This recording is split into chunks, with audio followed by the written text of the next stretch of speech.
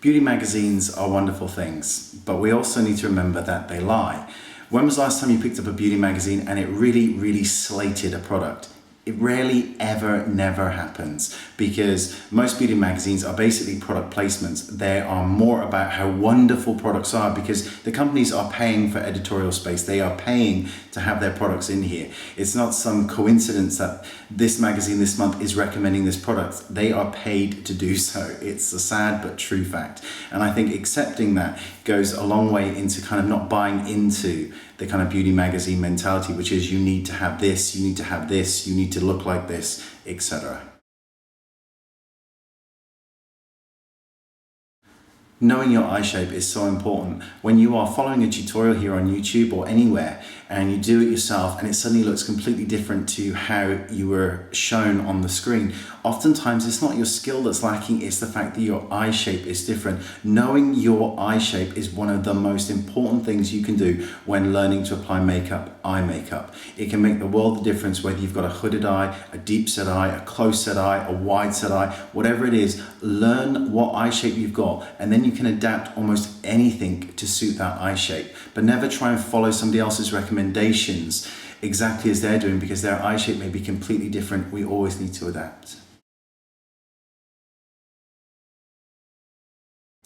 Contour and highlighting, the way that I do it, is I think can bring so much light and dimension to the face.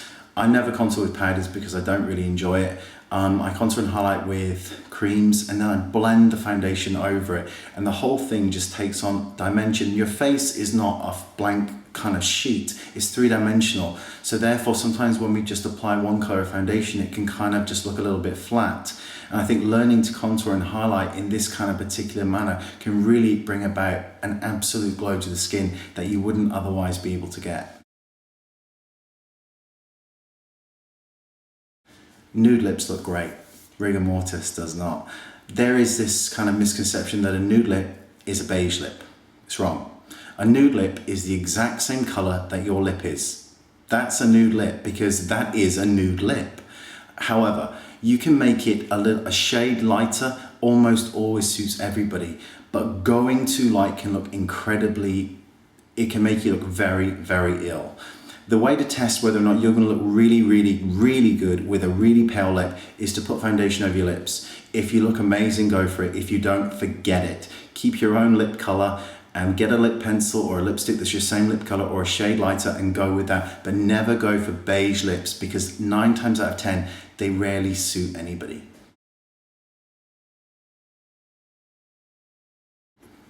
Highlighting your best features. One of the best things you can do to your face.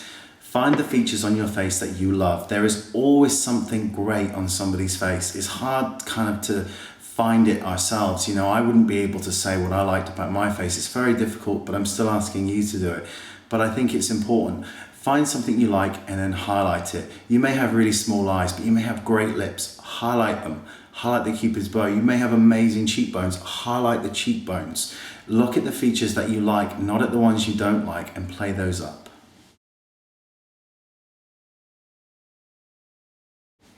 Correct and not conceal.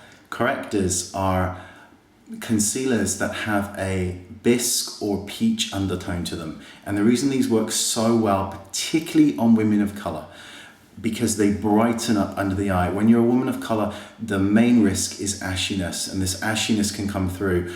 And with correctors, regardless of skin tone, they brighten up under the eye. I've always been a big fan of going bright, not light, underneath the eye. And I think correctors are one way to do it, and there are so many out there, and I've done videos on them. I love correctors, they are amazing.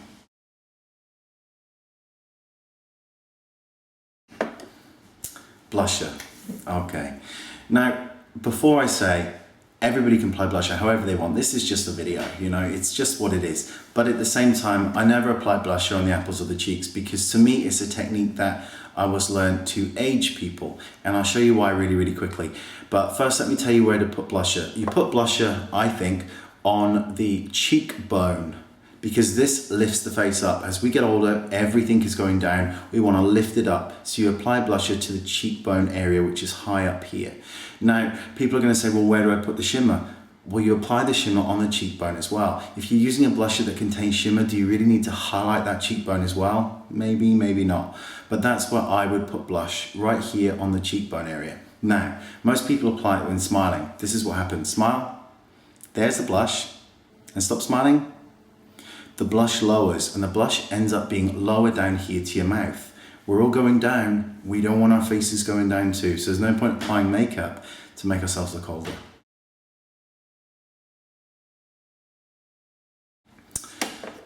Over plucking your eyebrows or over arching them when they really do not want to arch. Naturally, our eyebrows tend to form a shape that suits us best, and I've just filmed this tutorial to show you how to get the perfect eyebrow shape in order to pluck it. However, try and get out of the habit of really over plucking the eyebrows, unless it's a look that you're going for, and it is a very specific look. I'm not saying it's a bad look, but it's a very specific look. As we get older, everything thins out as well, and we need to remember, and this is the best way of describing it, think about any cartoon with the evil witch. They've always got really thin, very arched eyebrows because it's a very hard look. And think about the princess. Their eyebrows are always thicker because it's younger looking and it's softer on the face. Shimmer is wonderful, but do not abuse it. If you've got shimmer on your eyes and shimmer on your cheeks and shimmer on your lips and your gloss has got shimmer in and your foundation is dewy, it's too much overload. Pick areas on your face that you want to highlight and highlight them, but make sure that everything is in balance. Having an entire face full of shimmer it's really not the best look.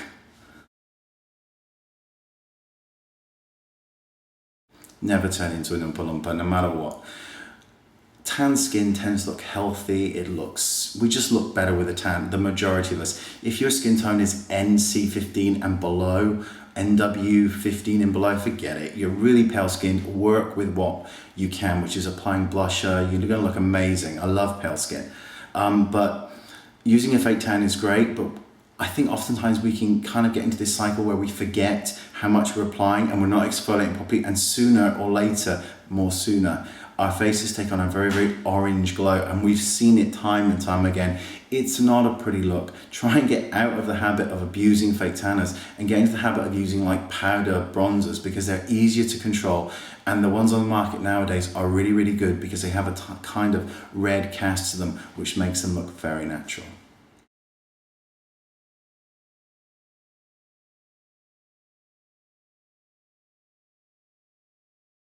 At the end of the day, it's only makeup. That's all it is. Have fun with it, mess around with it, try different techniques. You know, I think apply blush on the cheekbones. Try it on the apples of your cheeks. Do whatever makes you happy. It's only makeup. I love it. It's my job. I love everything about it, and I hope that you love it too. But remember that all these things I mentioned here, this is just a video. It's just a talk. Don't take everything too literally, because what I might like, you may not like, and really at the end of the day it's just makeup, so don't worry about it. I appreciate all your time, and I'll see you soon. Bye bye.